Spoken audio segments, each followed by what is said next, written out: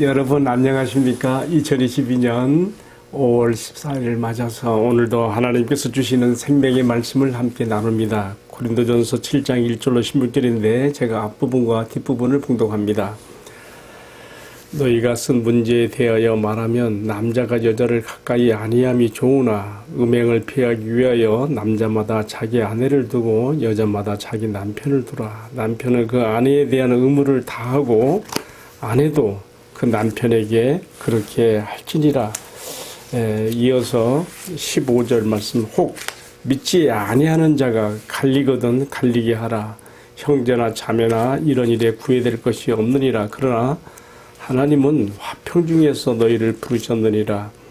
아내된 자여 내가 남편을 구원하려는지 어찌할 수 있으며 남편이 된 자여 내가 아내를 구원하려는지 어찌할 수 있으리요. 아멘. 본동안 말씀을 중심으로 그리스도인의 결혼과 성생활이라는 제목으로 함께 말씀을 나누겠습니다. 참 고린도 전서와 후서가 있는 것이 참 우리 그리스도인들에게 너무 좋은 교과서적인 해답들을 우리가 받고 있습니다.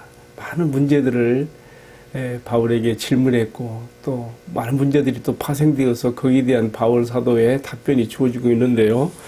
오늘은 특별히 이 그리스도인의 그 결혼 문제에 대해서 나오고 있습니다.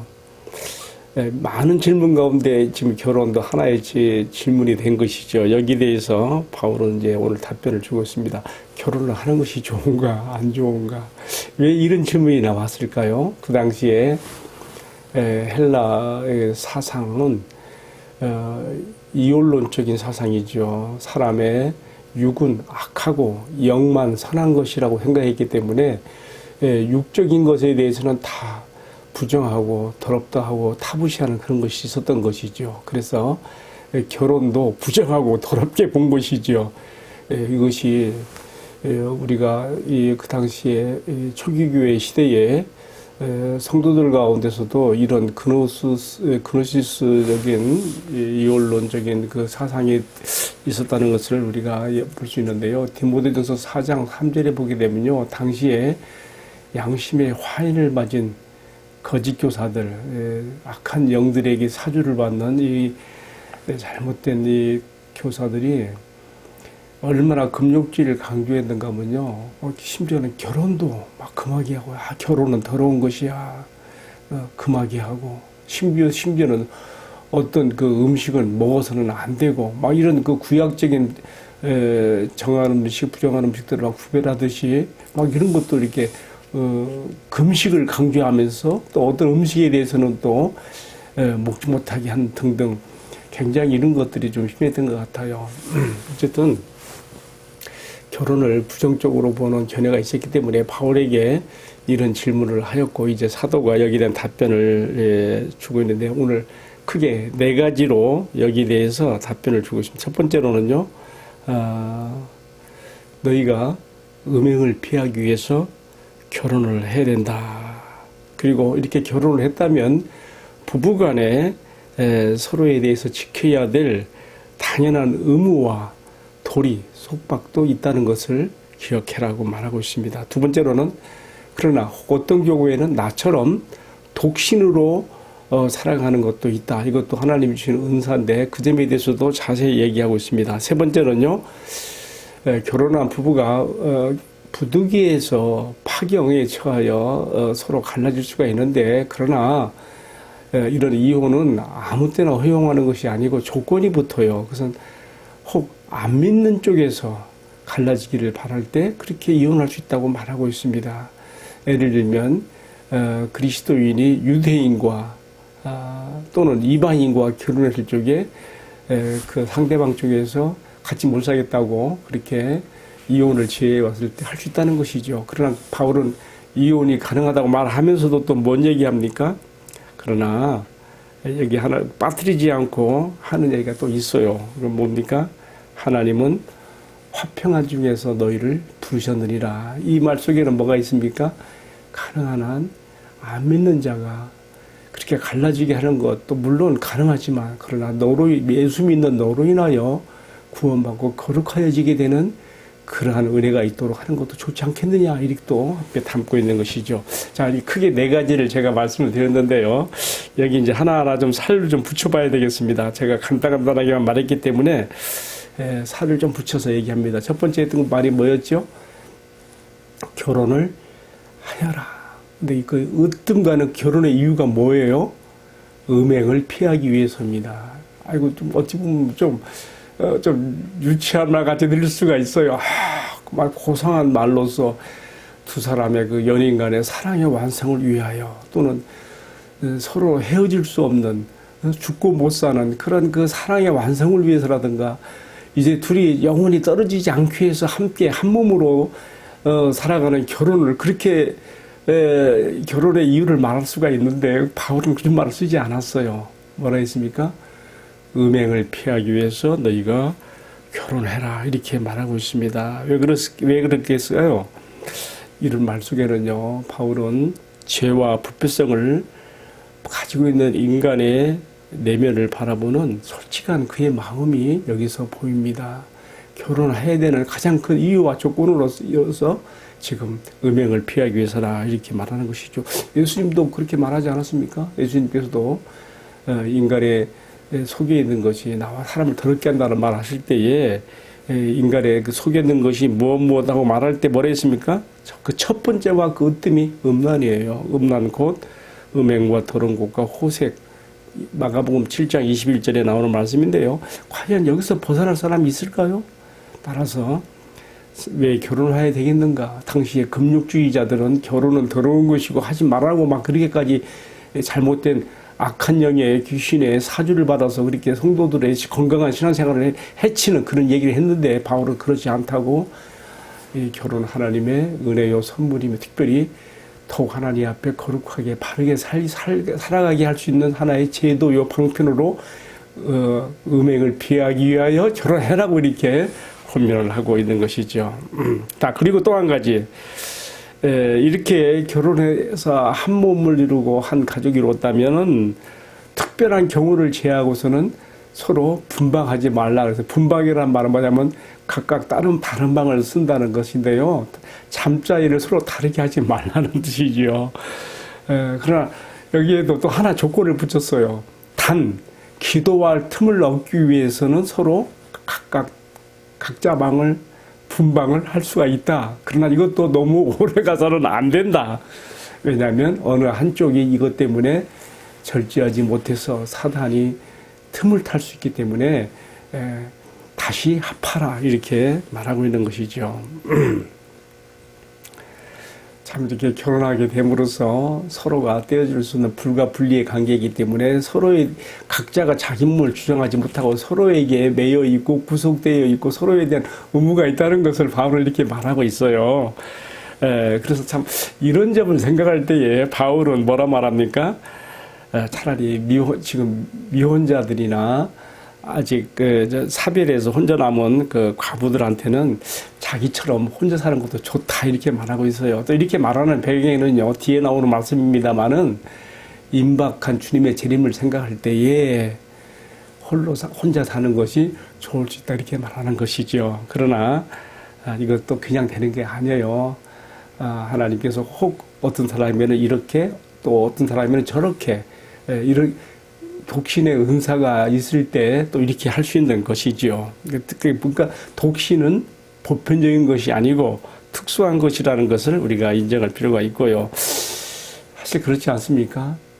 사람이 본래적으로 외롭거든요. 하나님께서 인간을 창조했을 때에 첫사람 아담 홀로진 것을 보시고 뭐라 했어요? 사람이 독초하는 것이 좋지 못하니 내가 돕는 배필을 주리라 하고서 옆구리 갈빗대로 여자를 또 이렇게 만드시고 서로 한 몸이 되게 하신 거 아니겠습니까? 그래서 사람은 본래적으로 홀로 있을 때는 외로울 수밖에 없는 거예요. 그렇기 때문에 사실 결혼이 하나님께서 의도하시는 좋은 모습인 것이죠. 그러나 또 어떤 사람들, 바울의 경우처럼 홀로 있어도 외로움을 타지 않을 만큼 참 특별한 사명 때문에 하나님께서 주신 그런 은사 때문에 오히려 결혼해서 거기에 매여서 속박을 당하고 구애받기보다는 더 원활한 사명의 완수를 위해서 홀로 사는 경우도 있게 되는 것이죠. 자, 이제 세 번째로 들어가서 또 바울은 이렇게 얘기도 합니다. 이혼에 대한 문제인데요. 서로 살아가다가 여러 가지 이유 때문에 서로 파경에 이를 수도 있을 것이다. 그러나 결혼한 사람들이 어떠한 경우에라도 딱 성경에서 말하는 이혼의 조건으로서 제가 생각할 때는 두 가지가 있어요. 하나는 뭐냐면요. 상대방이 간음하여서 하나됨을 파괴했을 때 경우이고, 또 한 가지는요. 오늘 말씀에 나오는 거죠. 상대방이 같은 믿음, 같은 신앙에 서지 못하여서 그리스도인인 나를 싫어하고 함께할 수 없다고 그렇게 갈라서기를 바랄 때는 갈라설 수가 있다. 이렇게 지금 말하고 있죠. 그러나 여기에도 또 토가 붙어요. 제가 앞에서도 말씀드렸죠. 하나님께서는 화평한 중에서 너희를 부르셨느니라. 이 말씀 속에는 뭐가 들으십니까? 혹 예수 믿는 너로 인하여서 믿지 않는 남편이 또는 아내가 구원받게 되고 거룩함을 얻게 되는 축복이 있으며 자녀들까지 거룩해지는 은혜와 축복이 있으니 네가 이혼하려 할 때는 이 점을 또 깊이 생각해라고 하는 그런 말씀도 여기에 담고 있는 것입니다. 오늘 결혼에 대한, 또 결혼한 자들의 성생활을 위해서 서로 분봉하지 말라는 것에 대한 등등 여러 가지 결혼과 관련된 주제들이 많이 나왔습니다만은 다 다루려고 하면은 시간이 부족할 거고요. 저 한 가지만 딱 생각한다면요. 아까 앞에서 말했습니다. 왜 결혼합니까? 뭐 우리가 정말 미사여구를 사용해서 결혼을 위한 여러 가지 그 명분을 이야기할 수 있을 거예요. 그렇지만 바울은 아주 으뜸되는 이유로서 음행을 피하기 위하여 결혼하는 것이라고 이렇게 말했습니다. 그래서 이제는 결혼하였다면 둘이 아니고 하나이기 때문에 자신의 선택으로 상대방에게 자신이 스스로 사랑의 구속이 되는 것이죠. 그래서 서로에게 속박이 되는 의무의 관계로 들어가는 것이죠. 이 점을 우리가 인정해야 된다는 것입니다. 그렇지 않냐고 자기가 자기 몸을 주장해서, 예를 들면 남편이 아내에게 잠자리를 요청하는데 분방하는 쪽으로 나간다. 그래서는 안 된다는 것이죠. 오늘 말씀에 뭐라 했습니까? 기도할 틈을 얻기 위해서 일시적으로 분방할 수는 있지만은, 그러나 어느 한쪽이 자기를 이제는 주장할 수가 없다. 서로의 선택에 의해서 서로에게 의무가 있고 서로에게 불가분리적 구속이, 속박이 되어 있기 때문에 이렇게 서로 사랑함을 성생활을 통해서도 잘 나타낼 수 있어야 된다. 이렇게 함으로써 너희가 더욱 그리스도 안에서 하나 되고 거룩하여짐을 이룰 수 있다고 말함으로써 당시에 잘못된 교사들, 거짓 교사들이나 금욕주의자들이 말했던 교훈에 대한 부정적인 면들을 뒤집어 엎는 이야기를 여기서 이제 하고 있는 것이죠. 자, 저는 오늘 묵상을 내리면서요, 이제 갓 결혼한 젊은 부부들이나 또는 중년 혹은 노년에 이른 부부들 모두 이 말씀이 다 해당한다고 생각이 들어요.